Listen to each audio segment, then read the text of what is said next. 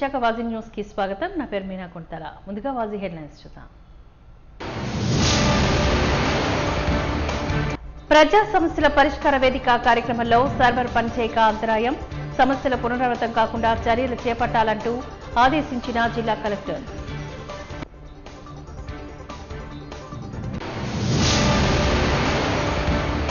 కరాచీ వాళ్ల పేరుతో పిజ్జా ఖాన్ బీపీలోని నిర్వహిస్తున్న బ్యాటరీని తక్షణమే పేరు మార్చాలని డిమాండ్ చేసిన జనజాగరణ. పాకిస్తాన్ ఆకృత్యాలకు నిరసనగా తీవ్రంగా ప్రతిస్పందించాలన్న వాసు.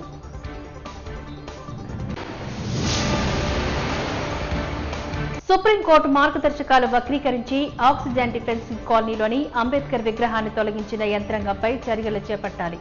కలెక్టర్కి వినతి పత్రాన్ని అందజేసిన దళిత ప్రజా సంఘాలు.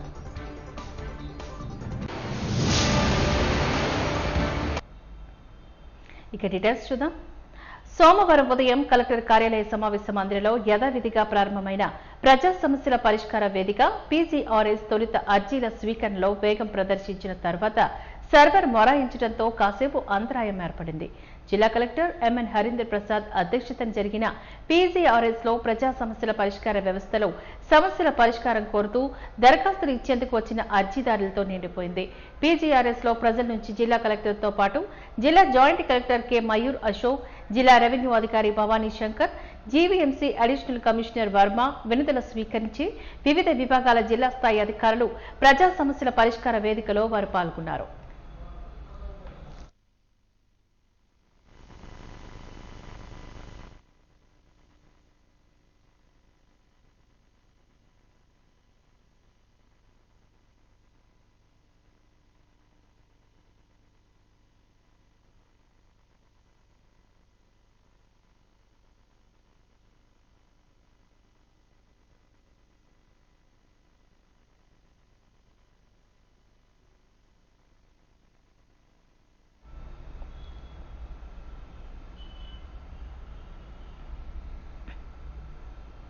విశాఖ ఉక్కు ప్రైవేటీకరణ నిర్ణయాన్ని నేటి వరకు అమలు చేయలేకపోవడానికి ప్రధాన కారణం అఖిల భారత ప్రజాతంత్ర యువజన సమాఖ్య నాయకులు అభిప్రాయం వ్యక్తం చేశారు. ఈ మేరకు నేడు దీక్షా శిబిరం వద్ద దీక్షలో కూర్చొని తమ వంతు మద్దతును తెలియజేస్తూ నినాదాలు చేశారు. ఈ సందర్భంగా వారు మాట్లాడుతూ అమరావతి పునః ప్రారంభ సమయంలో డిప్యూటీ సీఎంకు చాక్లెట్ ఇచ్చి ప్రధాని వెనుతిరిగి వెళ్లిపోవడం సిగ్గుచేటని అన్నారు. ప్రభుత్వ రంగ సంస్థను పరిరక్షించుకోవాల్సిన బాధ్యత రాష్ట్ర ప్రభుత్వంపై ఉందని తెలిపారు. ప్రైవేటీకరణ సిద్ధాంతంతో నిరుద్యోగులకు ఉపాధి కల్పనే కలగా మిగిలిపోతుందని అన్నారు. కరపత్రాల పంపిణీ దగ్గర నుంచి ఇంట్లో ఫ్లాష్ మాబులతో, ధర్నాలతో, రాస్తా రోకోలతో, అలాగే మజ్జిగ వితరణ కార్యక్రమం జరుగుతూ ఉంది. మీ అందరికీ తెలుసు. ఇప్పుడు ఎండలు ఫాలో కూడా చేస్తా ఉన్నాం. పోరాటానికి తమరి మద్దతు అందిస్తారని చెప్పి మిమ్మల్ని అందరినీ కోరుకుంటున్నాం.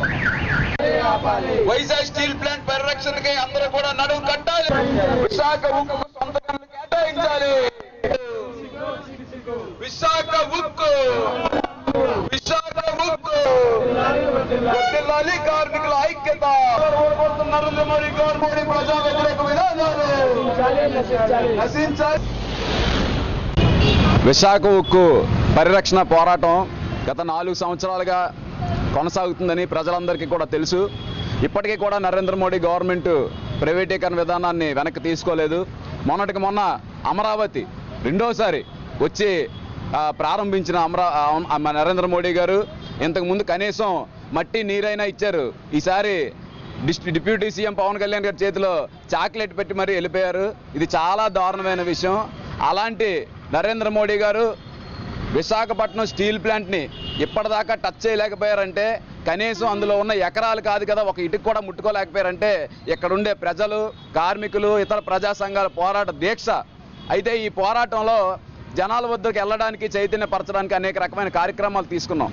అందులో కరపత్రాల పంపిణీ దగ్గర నుంచి, నిధి వసూలు దగ్గర నుంచి, రాస్తా రోకోలు, అలాగే సమ్మెలు అన్ని కూడా చేయడం జరిగింది. అందులో భాగంగానే ఈరోజు ఒక సేవా కార్యక్రమం మనం తీసుకున్నాం. ఎందుకంటే రేపు మే 7వ తారీఖు అల్లూరి సీతారామరాజు వర్ధంతి జరుగుతుంది.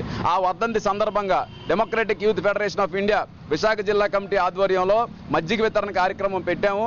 ఈ రకంగా కూడా విశాఖ ఉక్కును కాపాడుకునే కాపాడుకోవడానికి, ప్రజల్ని చైతన్యపరచడానికి ఈ అవకాశాన్ని కూడా వినియోగించుకుంటున్నాము. రాబోయే రోజుల్లో కూడా విశాఖ ఉక్కు ప్రైవేటీకరణ ఆగేంత వరకు కూడా ప్రజలందరూ విశాఖ ఉక్కు పరిరక్షణ పోరాటంలో భాగస్వాములు కావాలని చెప్పేసి DYFIగా డిమాండ్ చేస్తున్నాం. రాష్ట్ర ముఖ్యమంత్రి నారా చంద్రబాబు నాయుడు ప్రజల సమస్యలను పరిష్కరించేందుకు ప్రతిష్టాత్మకంగా ప్రవేశపెట్టిన ప్రజా సమస్యల పరిష్కార వేదికలోని స్వీకరించిన అర్జీలను, ఫిర్యాదులను నిర్ణీత సమయంలో పరిష్కరించాలి అంటూ నగర మేయర్ పీలా శ్రీనివాసరావు జీవీఎంసీ అధికారులను ఆయన ఆదేశించారు. సోమవారం జీవీఎంసీ ప్రధాన కార్యాలయంలో సమావేశ మందిరంలో మేయర్గా బాధ్యతలు స్వీకరించిన తర్వాత మొదటిసారి ప్రజా సమస్యల పరిష్కార వేదికకు గాను PGRSకు హాజరైన సందర్భంగా జీవీఎంసీ అదనపు కమిషనర్ DV రమణమూర్తి, ఇతర ఉన్నతాధికారులు మేయర్కు స్వాగతం పలికి పుష్పగుచ్చాన్ని అందించారు. అనంతరం ప్రజా సమస్యల పరిష్కార వేదిక కార్యక్రమాన్ని మేయర్తో పాటు కలిసి అదనపు కమిషనర్ DV రమణమూర్తి నిర్వహించారు.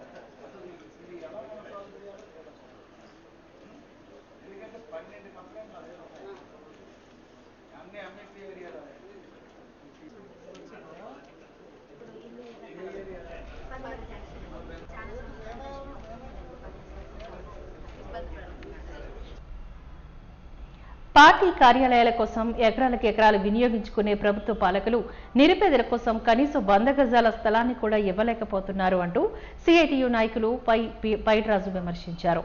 ఈ మేరకు విశాఖలో చేపట్టిన ధర్నాలో భాగంగా ఆయన మాట్లాడుతూ పార్టీ కార్యాలయం కోసం 2 ఎకరాల స్థలాన్ని అప్పనంగా కొట్టేశారు అంటూ రాష్ట్ర ముఖ్యమంత్రి చంద్రబాబు నాయుడుపై ధ్వజమెత్తారు. ప్రభుత్వం ఆక్రమించుకున్న స్థలంలో 160 ఇళ్లను పేదలకు కేటాయించొచ్చని గుర్తు చేశారు. కూటమి ప్రభుత్వంపై కోర్టు దిక్కన్న నేరాన్ని మోపాలని ఆరోపించారు.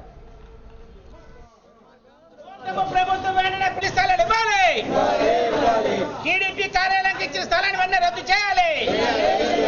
టీడీపీకి ఇచ్చిన స్థలాన్ని వెంటనే రద్దు చేయాలి. పేదలందరికీ ఇళ్ల స్థలాలు ఇవ్వాలి. పేదలందరికీ ఇళ్ల స్థలాలు ఇవ్వాలి. పేదలందరికీ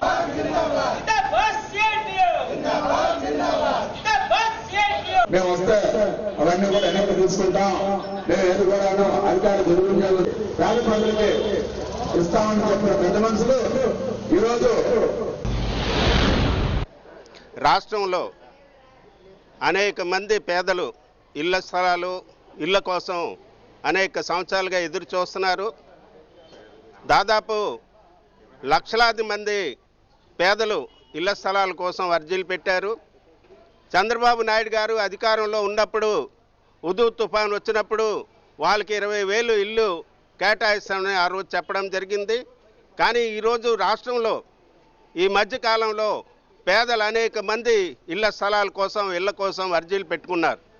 గత ప్రభుత్వం కూడా చాలామంది పేదలకి ఇల్లు కేటాయిస్తున్నట్టు, ఇళ్ల స్థలాలు కేటాయిస్తున్నట్టు ప్రకటించింది. కానీ ఎవరికి కూడా వాళ్ళకు సంబంధించిన పట్టాలు కానీ అలాగే పత్రాలు కానీ చాలామంది పేదలు డబ్బులు కూడా 30,000 ఇల్లు కోసం కట్టుకోవడం జరిగింది. వాళ్ళకి కూడా ఎక్కడ ఇళ్ల స్థలాలు కనబడటం లేదు. అటువంటి పరిస్థితిలో ఈరోజు వేలాది మంది పేదలు ఇళ్ళ కోసం అనేక పోరాటాలు చేస్తున్నారు. మహాప్రభు మాకు ఇళ్ల స్థలాలు ఇవ్వండి అని కేకలు వేస్తుంటే చంద్రబాబు నాయుడు గారికి వినబడకపోవడం చాలా దారుణం. ఈరోజు టీడీపీ కార్యాలయం కోసం, టీడీపీ మా పార్టీ ఏమైనా చిన్న పార్టీయా, పేద పార్టీయా? అనేక కోట్ల రూపాయలు వాళ్ళ దగ్గర నిధులు ఉన్నాయి. ఆ నిధులతో ఎక్కడో స్థలం కొనుక్కోవాలి. ప్రభుత్వ యొక్క స్థలాల్లో 2 ఎకరాల భూమిని కేటాయించేసి వాళ్ళు అప్పనంగా దోచేయడం అనేది సరైనది కాదు. ఒక పక్క పేదలకి ఇల్లు ఇస్తామని ఎన్నికల ముందు వాగ్దానం చేశారు. అది గాల్లో వదిలేసి ఈరోజు ప్రభుత్వ ఆస్తులన్నీ కూడా టాటాలకి, బిర్లాలకి, లూలు కంపెనీలకి వేల ఎకరాల భూముల్ని, వేలాది కోట్ల ఖరీదు చేసే భూముల్ని అప్పచెప్పడం అనేది సరైనది కాదు. ఇది ఎవరు బాబు సొత్తు కాదు. కేంద్రంలో మోడీ ప్రభుత్వం స్టీల్ ప్లాంట్ స్థలాలు, స్టీల్ ప్లాంట్, అలాగే అనేకమైన పోర్ట్ స్థలాలు ఇవన్నీ అమ్మేస్తుంటే రాష్ట్రంలో చంద్రబాబు నాయుడు పేదలకి అందకుండా పెద్దలకి అది భూములు కట్టబెట్టడం సరైనది కాదు. ఈ విధానాల్ని వెనక్కి తీసుకోవాలి. అలాగే సుప్రీంకోర్టు ఆదేశాల ప్రకారం ఈ స్థలం కేటాయించడం లేదు, ప్రైవేట్ వాళ్ళకి కేటాయించడానికి లేదని క్లియర్గా ఆదేశాలు ఇచ్చినప్పుడు కూడా దానికి విరుద్ధంగా కూటమి ప్రభుత్వం చేస్తున్న కరాచీ వాళ్ళ పేరుతో విశాఖ ఎంబీపీలో నిర్వహిస్తున్న బేకరీని తక్షణమే పేరు మార్చి స్వదేశీ పేరుతో నిర్వహించాలని పలువురు ఆందోళన వ్యక్తం చేశారు. ఈ మేరకు కరాచీ వాళ్ళ బేకరీ వద్ద నిరసన ధర్నాను చేపట్టారు. ఈ సందర్భంగా వారు మాట్లాడుతూ ఉగ్రవాదం మాటున పాకిస్తాన్ చేస్తున్న కృత్యాలకు తీవ్ర ప్రతిఘటన అవసరమని అభిప్రాయం వ్యక్తం చేశారు. పాకిస్తాన్ కు సంబంధించిన ఎటువంటి వస్తువులను ఇక్కడ ప్రోత్సహించకూడదని, పాకిస్తాన్ కు సంబంధించిన పేరు కూడా వినిపించకూడదని స్పష్టం చేశారు. రానున్న 10 రోజుల్లో పేరు మార్పిడి వ్యవహారం పూర్తి చేసి స్వదేశీ పేరుతో కొనసాగించాలి అంటూ డిమాండ్ చేశారు.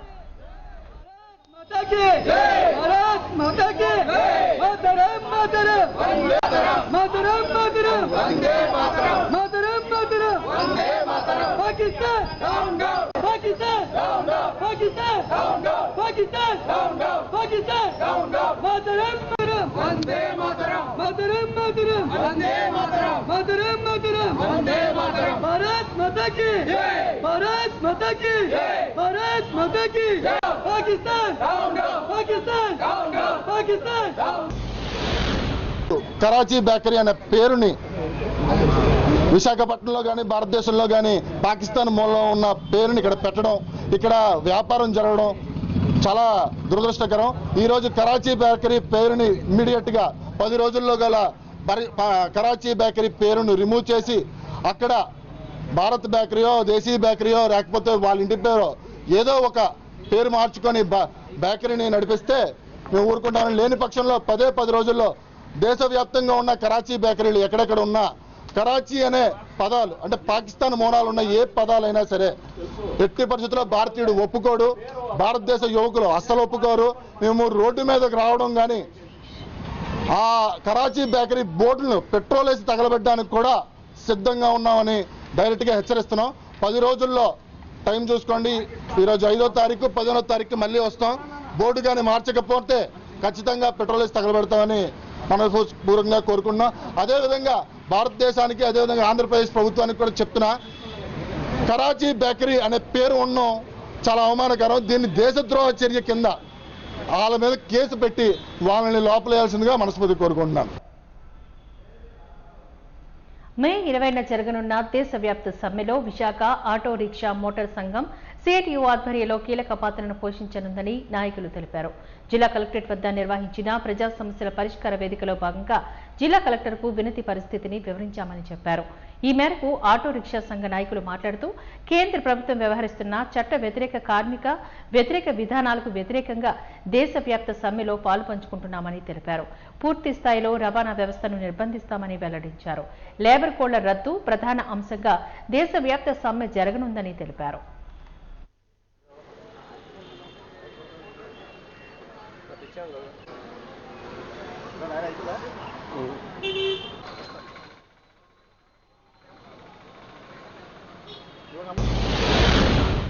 ఈరోజు దేశవ్యాప్తంగా జరుగుతున్న మే 20వ తారీఖున జరుగుతున్న దేశవ్యాప్త సమ్మెని సందర్భంగా ఆ రోజు రవాణా రంగాన్ని అంతా కూడా బంద్ చేస్తామని చెప్పి తెలియజేసి ఈరోజు సమ్మె నోటీస్ అనేది జిల్లా కలెక్టర్ గారికి అందచేయడం అనేది జరిగింది. వాస్తవంగా నరేంద్ర మోడీ 3వసారి అధికారంలోకి వచ్చిన తర్వాత రవాణా రంగాన్ని మొత్తం అంతా కుదించి ఈరోజు ప్రమాదకరమైనటువంటి చట్టాలు అనేది తీసుకొస్తున్నారు. ముఖ్యంగా 4 లేబర్ కోడ్లు రద్దు చేయాలి, అలాగే ప్రభుత్వ రంగ సంస్థలో ప్రైవేటు పరం చేయరాదని, అలాగే కార్మికుల యొక్క ఏదైతే జీవో నంబర్ 21 ఉందో జీవో 21ని రద్దు చేయాలని, అలాగే రవాణా రంగాన్ని విదేశీ బహుళ సంస్థలే రవాణా రంగాన్ని మన దేశానికి దింపకుండా ఉండాలని, అలాగే రవాణా రంగం ఏదైతే ఉందో రవాణా రంగానికి సంక్షేమ బోర్డు కార్మికులకు అందరికీ ఏర్పాటు చేయాలని ప్రధాన డిమాండ్లతో మేము దేశవ్యాప్తంగా ఎక్కడికక్కడ ట్రైన్లు కానీ, బస్సులు కానీ, లారీలు కానీ, వ్యాన్లు కానీ ఆఫ్ చేయడం అనేది జరుగుతుంది. ఇది ముందు జిల్లా కలెక్టర్ గారి దృష్టికి తీసుకురావడానికి ఈరోజు సమ్మె నోటీస్ అనేది జిల్లా కలెక్టర్ గారికి ఇవ్వడం అనేది జరిగింది. వాస్తవంగా దేశంలో ఉన్నటువంటి మొత్తం ప్రభుత్వ రంగమే కాదు, 185 మంది ఉన్న కార్మిక వర్గం యొక్క హక్కుల్ని కాలు రాస్తూ ఈరోజు బీజేపీ ప్రభుత్వం, ఈ రాష్ట్ర ప్రభుత్వం కూడా చేస్తుంది. దీనికి వ్యతిరేకంగా బ్రహ్మాండమైనటువంటి సమ్మె అనేది 11 జాతీయ సంఘాలన్నీ కూడా కలిసి ఏకతాటిపైన వచ్చి ఈరోజు సమ్మె అనేది జయప్రదం అనేది జరుగుతుంది. సుప్రీంకోర్టు మార్గదర్శకాలను వక్రీకరించి ఆక్సిజన్ డిఫెన్స్ కాలనీలోని అంబేద్కర్ విగ్రహానికి పెట్టిన దిమ్మను విరగ్గొట్టి బాబాసాహెబ్ అంబేద్కర్ విగ్రహాన్ని తొలగించి అక్రమంగా పట్టుకుపోయిన ప్రభుత్వ అధికారులుగా మీరు తిరిగి బాబాసాహెబ్ అంబేద్కర్ విగ్రహాన్ని యథాస్థానంలో ఏర్పాట్లు చేయాలి అంటూ బాబాసాహెబ్ అంబేద్కర్ విగ్రహాన్ని చట్టవిరుద్ధంగా తొలగించిన అధికారులు, సిబ్బంది అందరిపైన తగు చట్టపరమైన చర్యలు తీసుకుని న్యాయం చేయాలని కలెక్టర్ను దళిత సంఘాలు, ప్రజా సంఘాలు డిమాండ్ చేశాయి. చిన్నముస్టివాడ ఆక్సిజన్ డిఫెన్స్ కాలనీకి చెందిన దళిత బహుజన పేదలు అనేకసార్లు ఆ కాలనీలో జరుగుతున్న భూ దురాక్రమణల గురించి అధికారుల దృష్టికి తీసుకువచ్చారు. బుర్రా రాజేష్ అనే వ్యక్తి భూ దురాక్రమణకు పాల్పడుతున్నాడని, దళిత మహిళను కులం పేరుతో దూషించి రౌడీలను ఉపయోగించి భౌతిక దాడికి పాల్పడ్డాడని పలు ఫిర్యాదులు చేస్తూ ఉన్నారు.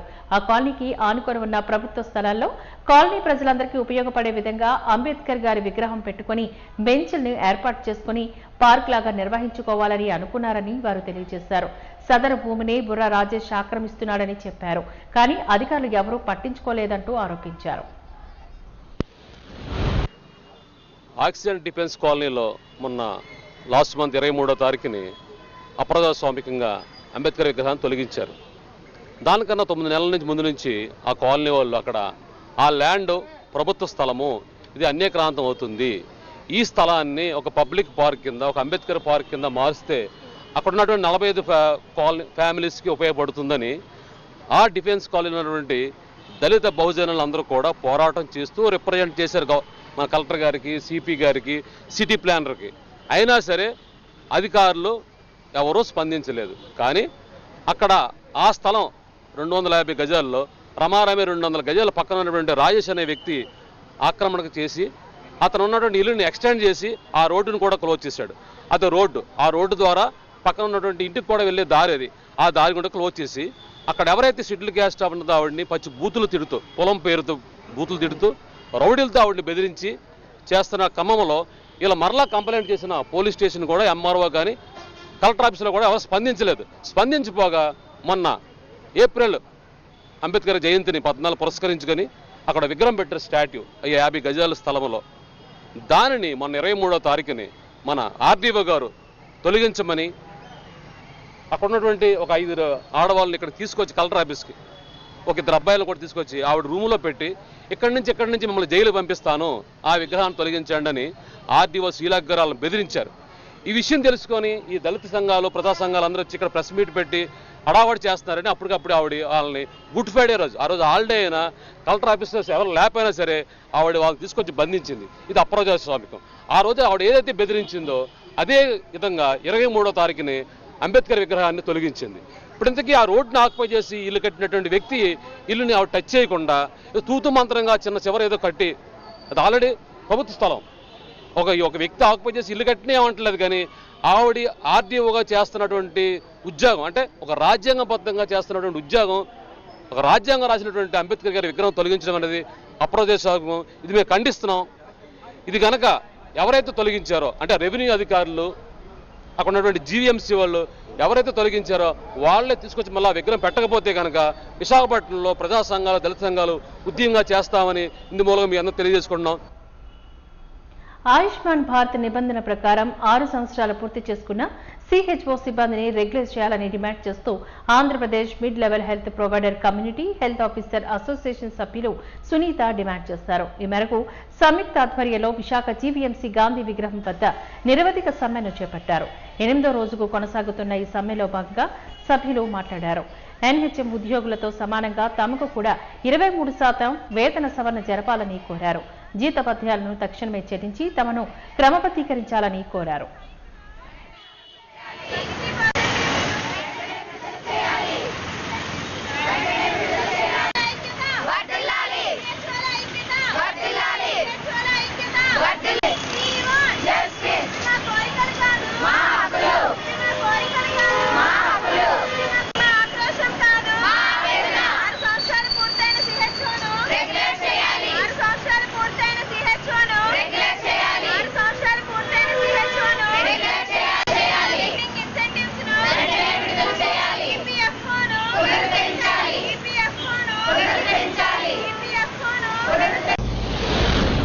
ఈరోజు మేము స్ట్రైక్ స్టార్ట్ చేసి ఈరోజు ఎయిత్ డే అండి. ఈరోజు 8వ రోజుకి చేరుకున్నామండి స్ట్రైక్. ఇది నిరవధిక సమ్మెగా స్టార్ట్ చేసామండి.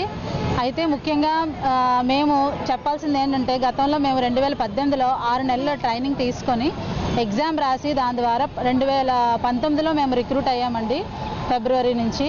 అప్పటి నుంచి కూడా మేము విధుల్లో ఉన్నాము.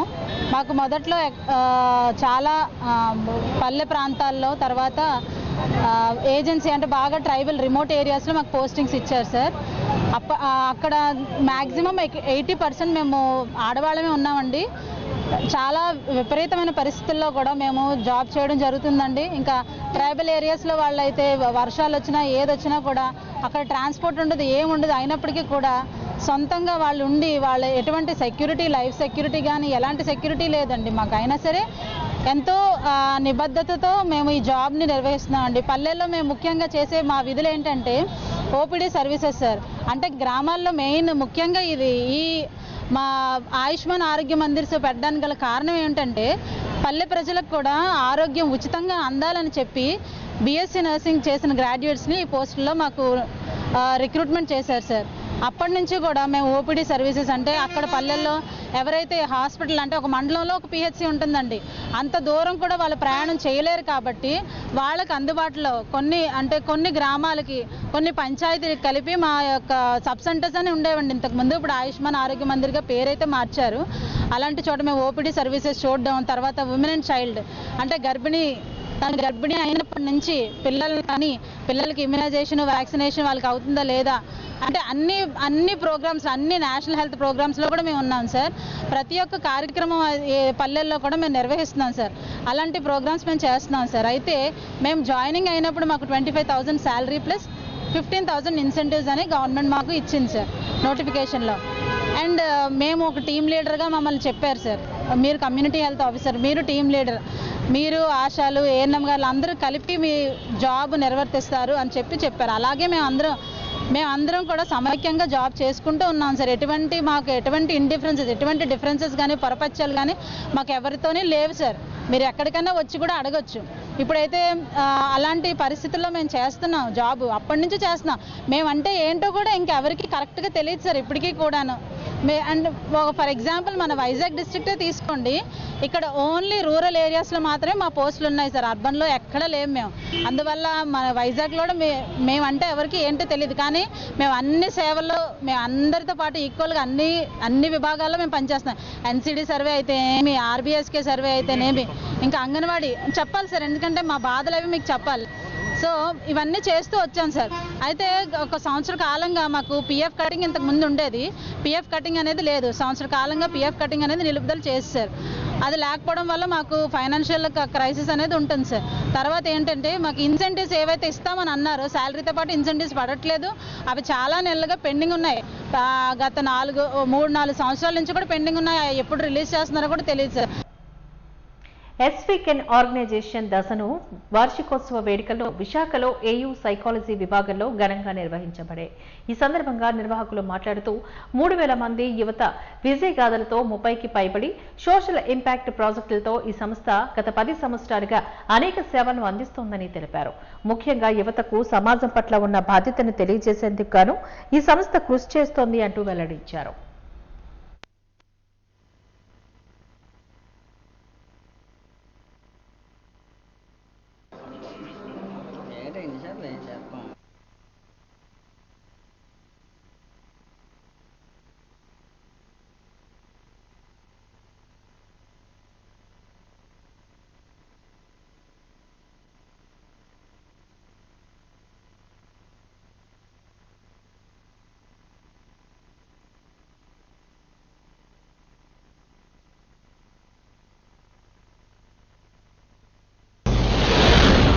ఎస్ వీకెండ్ అనే ఒక స్వచ్ఛంద సేవా సంస్థ ఇదే విశాఖపట్నంలో 10 ఏళ్ల క్రితం ప్రారంభమై ఇప్పుడు దశాబ్ది ఉత్సవాల్ని జరుపుకునే సందర్భంగా ఈ ఆంధ్ర యూనివర్సిటీ డిపార్ట్మెంట్ ఆఫ్ సైకాలజీలో ఈ యొక్క కార్యక్రమం చేపట్టడం జరిగింది.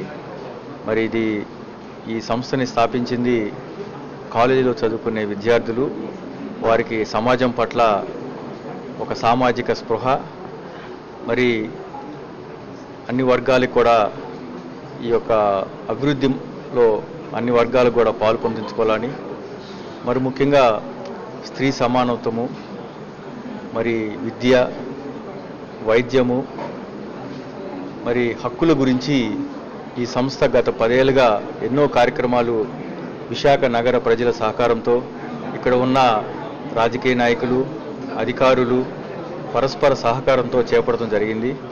మరి ఇదే ఆంధ్ర యూనివర్సిటీలో మరి శతాబ్ది ఉత్సవం జరుపుకున్న ఆంధ్ర యూనివర్సిటీలో ఈ సంస్థ ఈ కార్యక్రమం చేపట్టడం ఎంతో ఆనందంగా ఉంది. దానిలో పాల్గొనడానికి నాకు ఇచ్చిన అవకాశాన్ని గత 30 సంవత్సరాల నుంచి నాకు పరిచయం ఉంది. అనురాగు యుక్త వయసులో ఉన్నప్పటి నుంచి ఎన్నో లీడర్షిప్ క్వాలిటీస్ ఉన్నాయి, మంచి తెలివితేటలు ఉన్నాయి. ఇక్కడే చదివారు. ఆ తర్వాత లండన్ వెళ్ళి పబ్లిక్ పాలసీ మీద ఎంఎస్సీ చేయడం జరిగింది కింగ్స్ కాలేజీలో. ఆ తర్వాత యునైటెడ్ అసెంబ్లీ ప్రోగ్రామ్ అనేది ఇదే డిపార్ట్మెంట్ అనురాగ్ కండక్ట్ చేయడం జరిగింది. ఆ తర్వాత అనురాగ్ తన టీం తోటి విశాఖపట్నము, ఆంధ్ర రాష్ట్రము, సౌత్లో, నార్త్లో, నార్త్ ఈస్టర్న్ స్టేట్స్లో ఎన్నో సోషల్ సర్వీసెస్ ప్రోగ్రామ్ చేయడం జరిగింది. ముఖ్యంగా సైక్లోన్ వచ్చినట్టు వాళ్ళకి మెడికల్ కిట్స్ ఇవ్వటము, అలాగే తినడానికి కావాల్సినటువంటి రైస్ కానీ వండుకోవడానికి కావాల్సినటువంటి కందిపప్పు నూనెలు సప్లై చేయడం జరిగింది. విశాఖ జిల్లాలో దివ్యాంగులకు ఇళ్ల స్థలాన్ని మంజూరు చేసే విధంగా ప్రభుత్వం కృషి చేయాలి అంటూ వికలాంగుల సంఘ నాయకులు జిల్లా కలెక్టర్కు వినతి పత్రాన్ని వారు అందజేశారు. ఈ సందర్భంగా సోమవారం జిల్లా కలెక్టరేట్ వద్ద వారు మాట్లాడుతూ గతంలోని ఎన్నోసార్లు ప్రభుత్వం కృషి చేసినా కొన్ని అనుకోని అవాంతరాల వల్ల ఇల్లు మంజూరు చేయడం జరగలేదని ఆరోపించారు. కూటమి ప్రభుత్వం శ్రద్ధ చూపి వికలాంగులకు సొంతింటి కలలను మంజూరు చేయాలని కోరారు.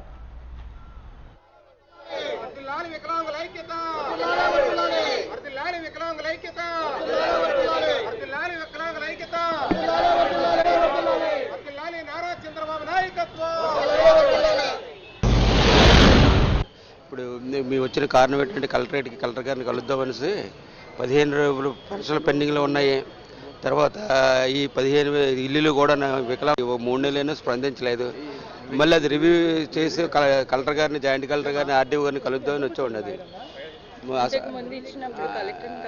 కలిసాము కలెక్టర్ గారండి. చెప్పిన తర్వాత మరి దానికి స్పందించి మరి ఎవరిని కూడా సంప్రదించడం కానీ, మా కమిటీని సంప్రదించడం కానీ, లేకపోతే మాకు ఎటువంటి డిమాండ్లు కూడా ఇప్పుడు ఈ సర్వే అంటున్నారు. ఆ సర్వే కూడా సక్రమంగా జరగట్లేదు. చంగుడు కాదని అభ్యంతరం లేదమ్మా, కానీ జెన్యున్ పర్సన్ కూడా తీసేయడం జరుగుతుంది. కొన్ని ఈ రోజు వచ్చి ముఖ్య ఉద్దేశం ఏంటంటే మన దివ్యాంగులు సోదరి మండలందరికీ గతంలో ఇల్లు స్థలాలు లేవని, అలాగే డిఎంహెచ్ పెన్షన్ కూడా లేవని చెప్పి కొంతమందికి పెట్టడం జరిగింది. అలాగే కొంతమందికి సచివాలయం నుంచి ఎంక్వైరీ జరిగారు. అలాగే కొంతమందికి జరగలేదండి, అవి కూడా పెండింగ్ ఉన్నాయి. అలాగే కేజీహెచ్లో కూడా 52 పెన్షన్లు పెట్టాము. కేజీహెచ్ సూపరింటెండెంట్ గారు 48 మంది పెన్షన్లు శాంక్షన్ అయ్యారు. వాళ్ళు ఎలిజిబుల్ అన్నీ చేశారు. 1, 2 తప్పుడుగా వస్తే అది తీసి పక్కన పెట్టారు. అలాగే గతంలో కొంతమంది ఇల్లు స్థలాలకి డిఎంహెచ్ పెన్షన్కి చాలామంది మిస్ అయిపోయారండి. అవి పెట్టడానికి ఈరోజు మా దివ్యాంగులు సోదరి మండలందరూ రావడం జరిగింది. కావున మాకు వికలాంగులు ప్రతి ఒక్కరికి, దివ్యాంగులు ప్రతి ఒక్కరికి కిందనే ఎక్కడైనా సరే మా వీలైన చోట ఇల్లు ఇస్తారని చెప్పి ఆస్తో కలెక్టర్ గారిని కలడానికి వచ్చాము. అలాగే డిఎంహెచ్ పెన్షన్ 2014 నుంచి 2019 మధ్యనే ఉండేది. అది జగన్ ప్రభుత్వం వచ్చి అవన్నీ నాశనం చేయడం జరిగింది. కావున ఈ ప్రభుత్వంలోనూ కరెంటు బిల్లున్నా, ఇంటి ట్యాక్సులున్నా, కారున్నా, 2 పెన్షన్లు ఒకే కార్డులో ఉన్నా సరే ఇస్తామని చెప్పి కూటమి ప్రభుత్వం చెప్పడం జరిగింది. అలాగే చంద్రబాబు నాయుడు గారికి మేము ఇప్పుడు కూడా రుణపడి ఉన్నాము.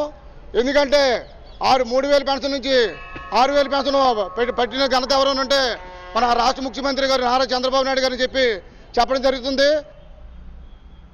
సీతమ్మదారిలోని ఏఎంసీ ఆసుపత్రి ఎదురుగా ఉన్న రోడ్డులో పూర్ణిమ అనే మహిళ స్కూటీపై వెళ్తూ ఉండగా అంతలోనే అకస్మాత్తుగా రోడ్డు పక్కన గల చెట్టు కూలి పూర్ణిమపై పడింది.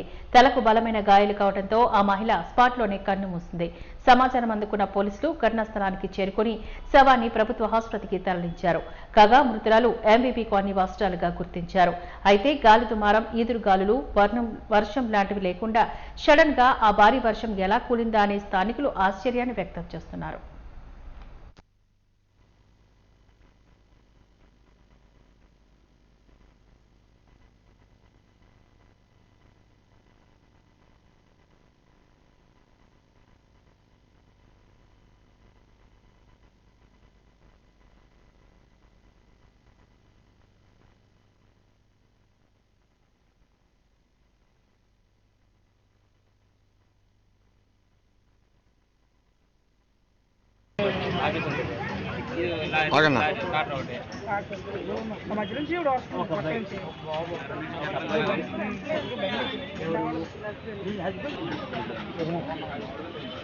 సురేష్ పక్కవా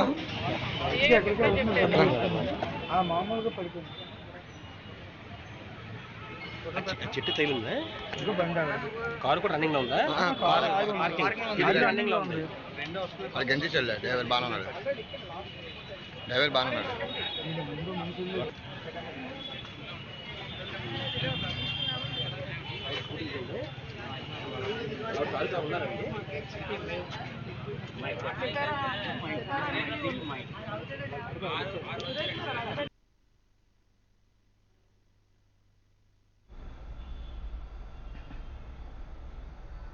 వాజీ న్యూస్ ముగించే ముందు ముఖ్యాంశాలు మరొకసారి చూద్దాం.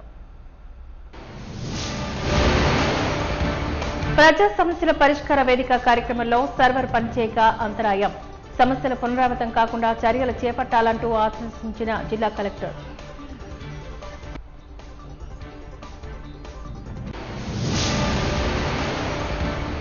కరాచీ వాళ్ల పేరుతో పీసా ఖాన్ వీపీలోని నిర్వహిస్తున్న బ్యాటరీని తక్షణమే పేరు మార్చాలని డిమాండ్ చేసిన జనజాగరణ సమితి. పాకిస్తాన్ ఆకృత్యాలకు నిరసనగా తీవ్రంగా ప్రతిస్పందించాలన్న వాసు. సుప్రీంకోర్టు మార్గదర్శకాలు వక్రీకరించి ఆక్సిజన్ డిఫెన్స్ కాలనీలోని అంబేద్కర్ విగ్రహాన్ని తొలగించిన యంత్రంపై చర్యలు చేపట్టాలి. కలెక్టర్కు వినతి పత్రాన్ని అందజేసిన దళిత ప్రజా సంఘాలు.